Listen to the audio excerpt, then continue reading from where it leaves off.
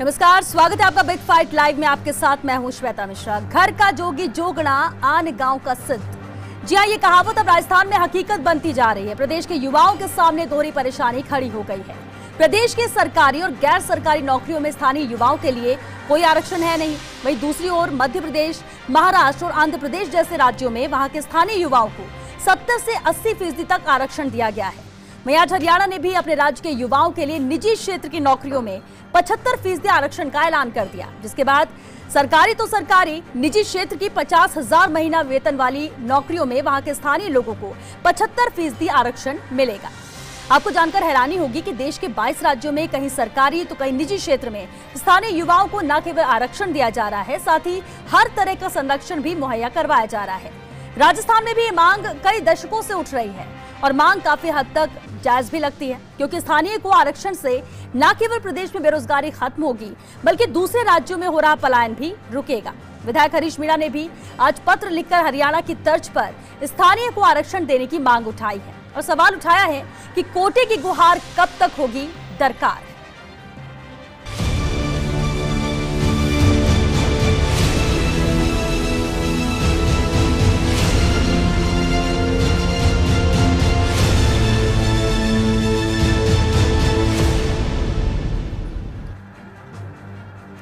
माना नौकरी पर सबका समान अधिकार, लेकिन स्थानीय युवा कब तक दरकिनार। जब कोटा दे रही 22 राज्यों की सरकार, तो कब सुनी जाएगी बेरोजगारों की गुहार। और सबसे बड़ा सवाल, नौकरियों में कोटे की गुहार आखिर कब तक होगी दरकार। बिग फाइट पे बहस आज इसे अहम मुद्दे पर, और बहस के लिए हमारे साथ मौजूद है खास मेहमान। चलिए उनसे रूबरू करा दिया आपको। बीजेपी नेता सुमन शर्मा जी हमारे साथ हैं, कांग्रेस विधायक रामनारायण मीणा जी हैं, उद्योगपति सुभद्र पापड़ीवाल जी हमारे साथ हैं और साथ ही अधिवक्ता वैभव जैन जी भी हमारे साथ हैं।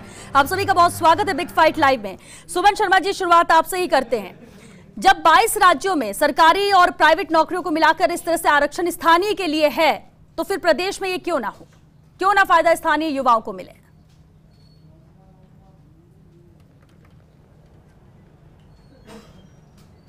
देखिए, इस कोटा की जो बात है, आरक्षण की जो बात है, ये बहुत इसके बड़े मायने, बड़े कॉन्सेप्ट हैं। इसको लेके कई बार लोगों ने आवाज़ भी उठाई, कई बार विरोध भी हुआ और कई बार उतनी ही ताकत से उसके समर्थन में भी लोग खड़े हुए। तो आरक्षण और कोटा एक ऐसे राजनीतिक हथियार, मैं तो कहूँगी, हो गए इन दिनों कि जहाँ लागू है वहाँ से अगर हटाने की चर्चा होती है तो भी हंगामा होता है, और कहीं लागू करना होता है तो भी उसको लेके टालम टोल होती है।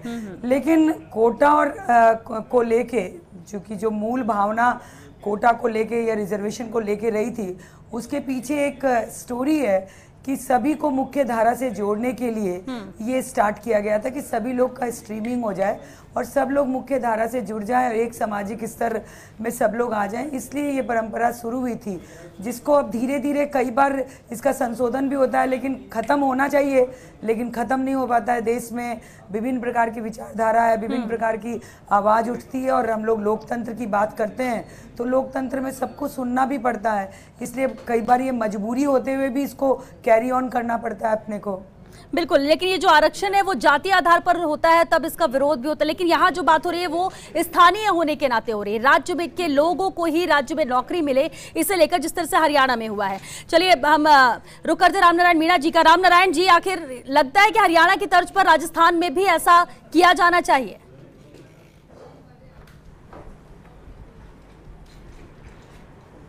देखिए श्वेता जी, बात बिल्कुल साफ है। ये केंद्र सरकार को ऐसा नियम बनाना चाहिए, ऐसा संशोधन करना चाहिए कि प्रत्येक राज्य अपने अपने स्तर पे दे। ये स्थानीय स्तर पे जो हो रहा है वो देश को तोड़ने वाली परिपाटी है, ऐसा नहीं होना चाहिए। लेकिन क्योंकि स्टार्ट हो गया, बहुत से राज्यों ने इसको दे दिया, तो हमें भी राजस्थान में इसमें कोई एतराज नहीं है। लेकिन एक समय था जब हम नेपाल को, तिब्बत के लोगों को नौकरियां देते थे। आज वो समय बदल गया है। आज इंडस्ट्रियलिस्ट कभी नहीं चाहेगा कि वो स्थानीय आदमी को नौकरी दे, वो बाहर से आदमी लाता है। ये बड़ा क्यों नहीं चाहेंगे? अगर यहाँ पे मिलेंगे लोग तो क्यों नहीं चाहेंगे? रामनारायण जी, इसका जवाब दीजिए। आप इंडस्ट्रियलिस्ट पर सवाल उठाया, वो क्यों नहीं चाहेंगे अगर उनको यहीं पर अवेलेबिलिटी होगी, यहीं पर उन्हें लोग मिलेंगे?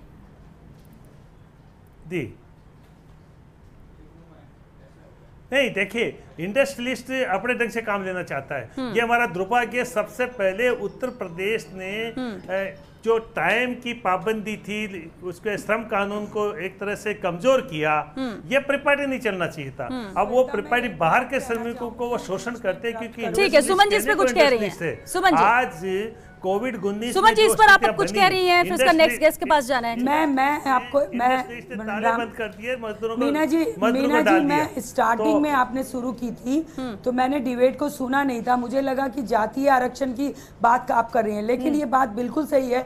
अगर हरियाणा सरकार ने किया या उत्तर प्रदेश सरकार ने मजदूरों का लेखा जोखा लिया और कमीशन बनाया, ये इस ऐसी स्थिति उत्पन्न इसलिए हुई कि आप देखें कि महाराष्ट्र में या अन्य राज्यों में प्रवासी मजदूरों के साथ किस प्रकार का व्यवहार किया गया, इसको देख के लोकल को अगर हम लोग एब्जॉर्ब करते हैं तो इसमें कोई बुराई नहीं। अगर हम लोकल टू वोकल की बात करते हैं तो वहां इसमें कोई बुराई नहीं। लेकिन सुभद्र पापड़ीवाल जी हमारे साथ हैं, उद्योगपति हैं। सुभद्र जी देखिए, स्थानीय युवाओं को कब रोजगार मिले, कब उनको ये अधिकार मिले, सवाल इसको लेकर था। दो चीजें हैं कि क्या राजस्थान में भी ये लागू होना चाहिए। हम सिर्फ सरकारी नहीं, हम प्राइवेट की भी बात कर रहे हैं। जिस तरह से हरियाणा में या 3 राज्य हम बात करें, आंध्र प्रदेश हो, महाराष्ट्र हो या मध्य प्रदेश हो, यहाँ पर लागू है। हरियाणा में भी इसे लाया गया है, कितना फायदा इससे मिलेगा। और दूसरे सवाल ये, क्योंकि आप उद्योगपति हैं, अभी सवाल रामनारायण जी ने उठाया कि उद्योगपति ऐसा नहीं चाहेंगे। दोनों ही सवाल के जवाब। श्वेता जी, इसमें एक बात ध्यान से गौर करने की है, यदि राजनीतिक संदेश देने का विषय है, यदि राजनीतिक संदेश देने का मामला है तो बखूबी दिया जा सकता है। आप राजनीतिक संदेश देने के लिए स्वतंत्र हैं, आप कोटा लागू करें ना करें, उससे बहरहाल इंडस्ट्री पे कोई बहुत बड़ा फर्क पड़ने वाला इसलिए नहीं है कि आज की जो वर्तमान परिस्थिति, जो प्रिवेलिंग सर्कमस्टांसेस हैं, जो आज की परिस्थिति, पोस्ट कोविड की बात कर रहा हूँ या ड्यूरिंग कोविड की बात कर रहा हूँ, तो वैसे भी हमारे सभी राज्यों में, नॉट ओनली राजस्थान, सभी राज्यों में जो दूसरे राज्यों की लेबर थी वो माइग्रेट कर चुकी। अब आपके पास में राज्यों में आप ही की लेबर बची। फॉर एग्जाम्पल राजस्थान में लगभग 8 लाख लोग लौट करके आ चुके हैं। अब आप अगर कोटा लागू करेंगे तो भी और नहीं करेंगे तो भी आपके पास ऑप्शन कुछ है ही नहीं। एंड ऑफ द डे आपको स्थानीय लेबर से ही काम करवाना पड़ेगा। मैं मीणा साहब की एक बात से इत्तेफाक बिल्कुल नहीं करता हूं, क्योंकि मैं इंडस्ट्री को, पूरे राजस्थान में इंडस्ट्री को देखता हूं। हम लोग ऐसा कभी कुछ नहीं करते कि स्थानीय होना चाहिए, बाहर का होना चाहिए। ये सब चीजें स्किल सेंट्रिक होती हैं और कॉस्ट सेंट्रिक होती हैं। अगर स्किल्ड व्यक्ति आपको, फॉर एग्जांपल अगर सब्जेक्ट स्पेसिफिक बात करेंगे आप, तो बहुत सारी ज्योग्राफिकल आपको एडवांटेजेस और डिसएडवांटेजेस होती हैं। कुछ जगहों के पारंपरिक कौशल होता है, कुछ क्षेत्रों में पारंपरिक कौशल होता है और वो पूरे परिवार कई पीढ़ियों से वो काम कर रहे हैं। तो आपको अल्टीमेटली अगर कोई आपका पारंपरिक कौशल से जुड़ा हुआ व्यापार है तो आपको वहीं की लेबर के थ्रू काम चल पाएगा, दूसरी लेबर से करवा भी नहीं पाएंगे आप। इस लिहाज से राजनीतिक मसला नहीं है ये। आज की रियलिटी तो ये है कि आपके पास कोई ऑप्शन ही नहीं है, आपके पास स्थानीय बाहर का तो कोई बचा ही नहीं है और किसी भी राज्य में नहीं बचा है। तो इसलिए आप कोटा लागू, हरियाणा ने कोटा लागू कर दिया। हरियाणा से पूछें कि भाई आपके पास स्थानीय के अलावा है ही क्या। ऐसी स्थिति में अभी कोटा लागू तब कीजिए जब भारत एट पार काम कर रहा हो। अभी एट पार नहीं है, अभी सब अपने अपने घरों में लौट गए हैं। तो ऐसी स्थिति में कोटा लागू करिए, राजनीतिक संदेश अच्छा जाएगा। But what I mean to say is कि आज की परिस्थिति के अंदर आपको उद्योग को इस नजर से देखना पड़ेगा कि वो सब्जेक्ट स्पेसिफिक अगर कुछ होगा तो 75% नहीं, उल्टा भी हो सकता है। 25% स्थानीय होगी, 75% बाहरी होगी, क्योंकि स्किल से रिलेटेड है वो पूरी चीज। बिल्कुल बिल्कुल स्किल से रिलेटेड है और जो उस काम के लिए सक्षम लगेगा उसे रखा जाए, फिर वो स्थानीय हो या फिर बाहरी हो, ये दोनों तरह से देखा जा सकता है। वैभव जैन जी भी हमारे साथ हैं, अधिवक्ता हैं। वैभव जी, क्या इसमें होना चाहिए, क्या कोशिश की जानी चाहिए? जो हम जिस पर चर्चा कर रहे हैं, स्थानीय को यहाँ पर तरजीह देना या उनका कोटा रखना, अगर दूसरे राज्य कर रहे हैं, 22 राज्यों की हम बात करें जहां पर सरकारी और निजी कंपनियों को मिला ले, निजी जो जॉब में है उन लोगों को मिला ले, 50,000 तक के वेतन वाले, हम सिर्फ मजदूरों की बात नहीं कर रहे, 50,000 वेतन तक के लोगों के लिए 75% आरक्षण की बात, कोटे की बात यहाँ पर की जा रही है। क्या ये सही, और क्या आपको लगता है कि राजस्थान में भी इसे होना चाहिए? ऐसा फायदा है इससे या फिर आपको लगता है नुकसान है? देखिए श्वेता जी, अगर इसको अगर राजनीतिक रूप में देखा जाए तो राजनीतिक पार्टी अपने अपने प्रदेश में इस तरह की घोषणाएं लागू करती है। लेकिन अगर इसको अगर इंडिया के प्रोस्पेक्टिव में देखा जाए, अगर कॉन्स्टिट्यूशनल अगर प्रोस्पेक्टिव में देखा जाए तो अपना जो कॉन्स्टिट्यूशन है, इतने राज्यों को मिला के, संघों को बना के पूरा इंडिया राज्य बनाए, इंडिया राष्ट्र बनाए। अब अगर अपन भारत के संदर्भ में इसको देखते हैं तो कॉन्स्टिट्यूशनल के अगेंस्ट है। अपने कॉन्स्टिट्यूशन में आर्टिकल 16, आर्टिकल 19(1)(g) जो आर्टिकल है उसमें स्पष्ट रूप से ये दे रखा है कि ट्रेड करने का, व्यापार करने का अपने किसी भी नागरिक को कहीं भी अधिकार, यानी कोई भी नागरिक भारत के किसी भी जगह पे ट्रेड और अपना व्यापार कर सकता है, वहां रह सकता है। 19(1)(g) में दे रखा है। इसी के अतिरिक्त अगर हम देखें, केशवानंद भारती का एक डिसीजन आया था, माननीय सुप्रीम कोर्ट न्यायालय ने दिया था, उसमें इसको कोड किया था, आर्टिकल 13 और 368 आर्टिकल। इसमें इसी बात को लेकर चर्चा की गई थी कि क्या अगर कोई राज्य किसी अध्यादेश को, ऑर्डिनेंस को अगर लागू करती है या कोई भी गवर्नमेंट किसी ऑर्डिनेंस को लागू करती है, वो अगर इंडिया के प्रोस्पेक्टिव में या अगर कॉन्स्टिट्यूशनल उसमें अगर वो अगेंस्ट में है, अगर इनवैलिड है, तो वो उस पर चर्चा करके इन्होंने केशवानंद भारती में कोड किया था। ठीक है।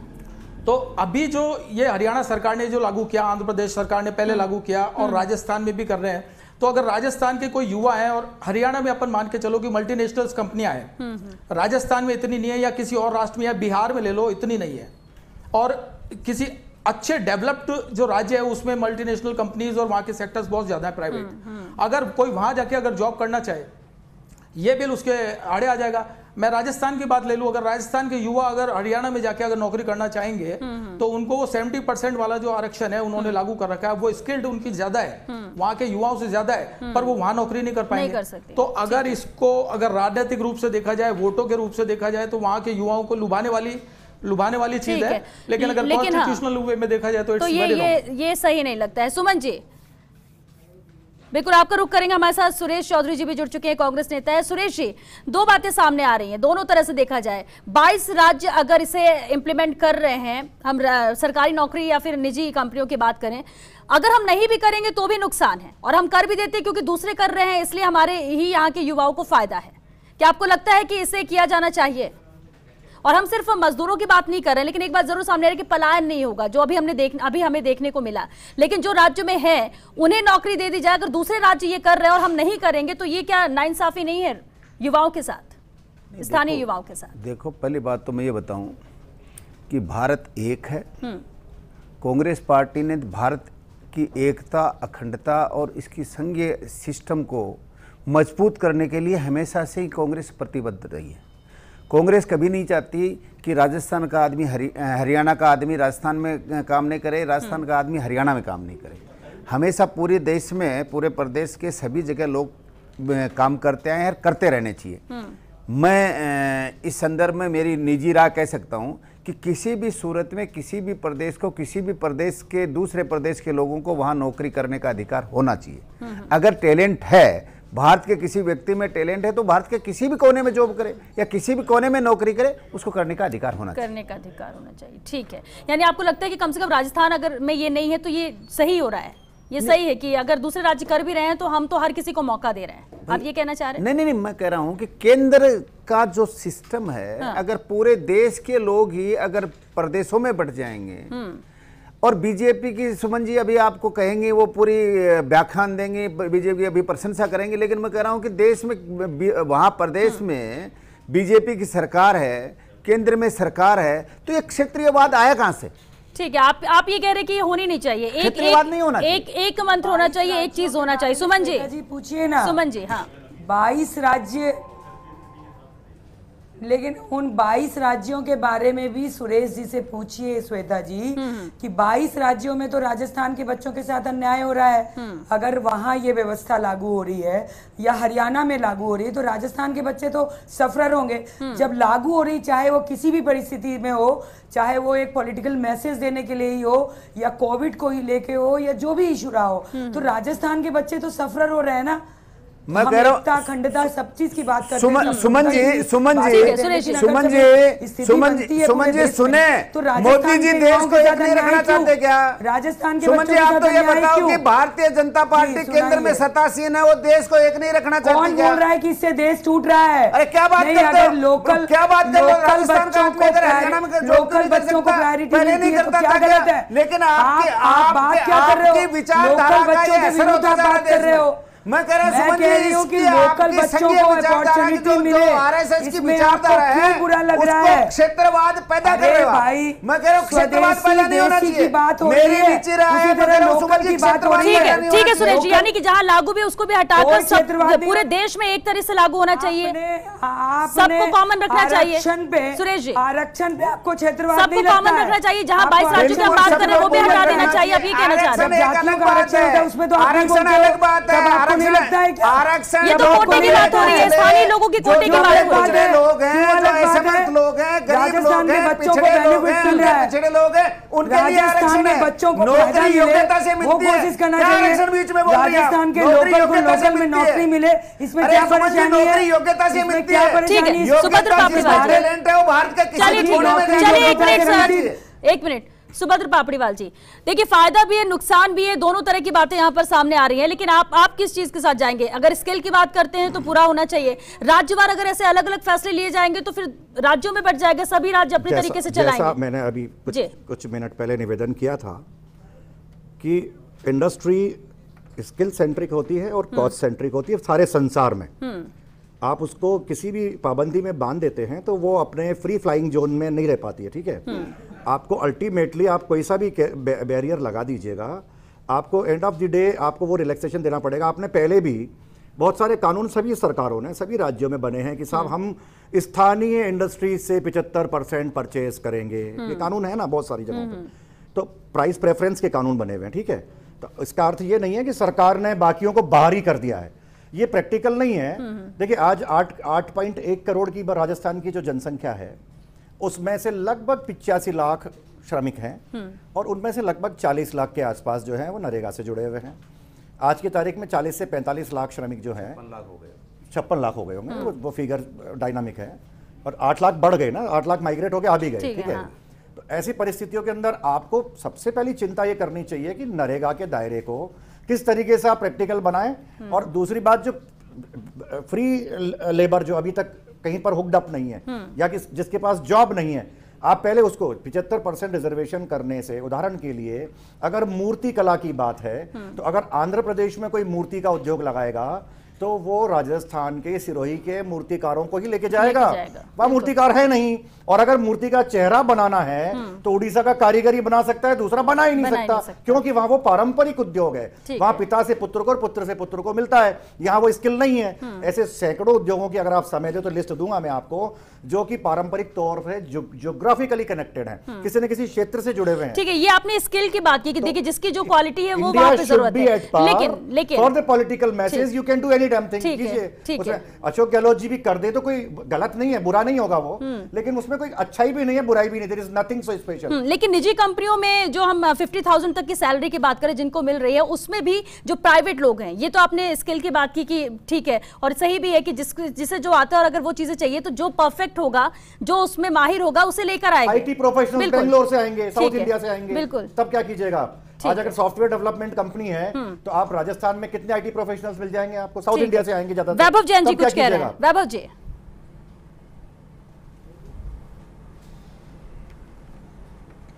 मैं यही कहना चाहता हूं श्वेता जी, जैसा कि अभी सुमन जी ने बोला, क्षेत्रवाद को अगर आप बढ़ावा देना चाह रहे हैं, अगर इस बात को अगर आप क्षेत्रवाद से लें, अभी आर्टिकल 35A जम्मू कश्मीर में इन्होंने हटाया, भाजपा सरकार ने, भाजपा गवर्नमेंट ने 370 हटाया, तो ये अगर ये उसके अगेंस्ट में जाता है, अगर ये तो एक तरह से आप उधर तो क्षेत्रवाद को हटाना चाहते हैं और इधर हरियाणा सरकार जो है वो क्षेत्रवाद को बढ़ावा दे रही है। अगर इस तरह से सारी स्टेट अगर क्षेत्रवाद को बढ़ावा देने लग गई तो कॉन्स्टिट्यूशन का क्या होगा? लेकिन वैभव जैन जी, अब हो क्या? सवाल ये भी उठता है कि अब हो क्या? अगर हम 22 राज्यों की बात कर रहे हैं वैभव जी, 22 राज्यों की बात कर रहे हैं जहाँ पर सरकारी और प्राइवेट में कोटा है वहां के स्थानीय लोगों का, यानी उस राज्य के रहने वाले युवाओं के लिए, तो अब क्या किया जाना चाहिए? ठीक है, हम राजस्थान में या दूसरे राज्यों में से लागू ना हो क्योंकि बंटते हैं, राज्यों में बंट जाएंगे हम, लेकिन जहां लागू हो गया है या तो उसको भी हटा के सब एक चीज एक ही कर देना चाहिए, एक ही फॉर्मेट पे सभी राज्यों में, या फिर अगर बाकी जगह 22 जगह लगाया जाएगा तो बाकी फिर राज्य क्यों रह जाएंगे? फिर वो तो अपने ही यहाँ के युवाओं के साथ नाइंसाफी कर रहे हैं।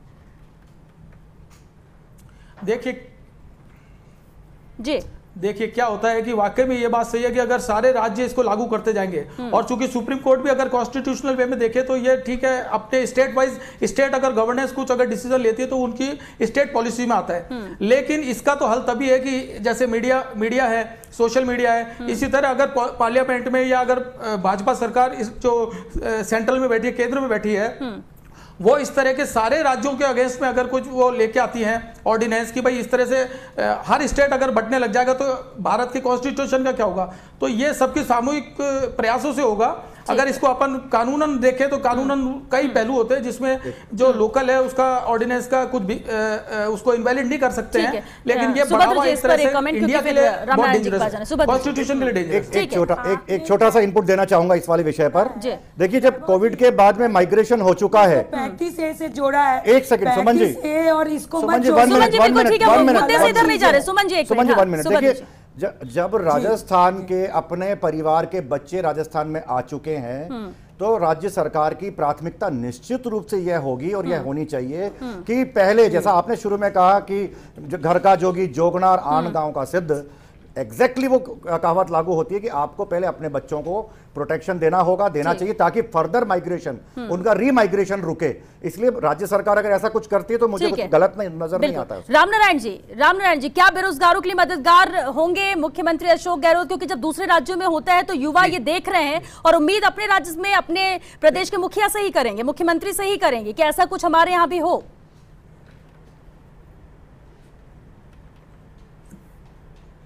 देखिए, ये क्षेत्रवाद जो पनपता है वो तो दुर्भाग्यपूर्ण है, लेकिन अपन जानते हैं कि भारत संघीय ढांचा है।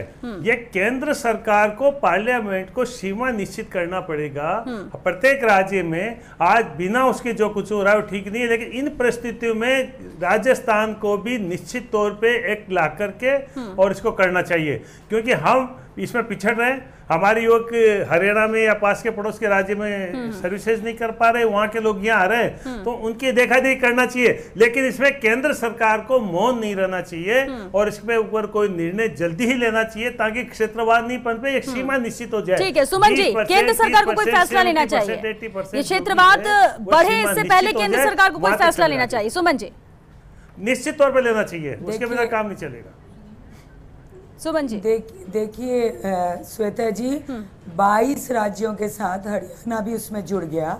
ये विषय मैंने स्टार्टिंग में जो रखा था कि कई चीजें कई बार बहुत प्रॉब्लमेटिक हो जाती है। हम लोग लोकतंत्र में जीते हैं, संघीय ढांचा और सारी चीजें, बात सही है। कई बार वकालत ये होती है कि राज्यों को भी स्वतंत्र करना चाहिए निर्णय लेने के लिए, केंद्र उसमें हस्तक्षेप करता है। अभी रामनारायण जी कह रहे हैं कि केंद्र को हस्तक्षेप करना चाहिए। अभी सिचुएशन कोविड को लेके जो बनी है, उस सिचुएशन में सुब्रतो जी की बात को मैं हैंडशेक करूंगी कि वो बिल्कुल बोल रहे हैं कि सिचुएशन की ये मांग है। जो बच्चे पलायन करके आ गए, जो लेबर पलायन करके आ गए, आप उनको पहले रोजगार तो दो।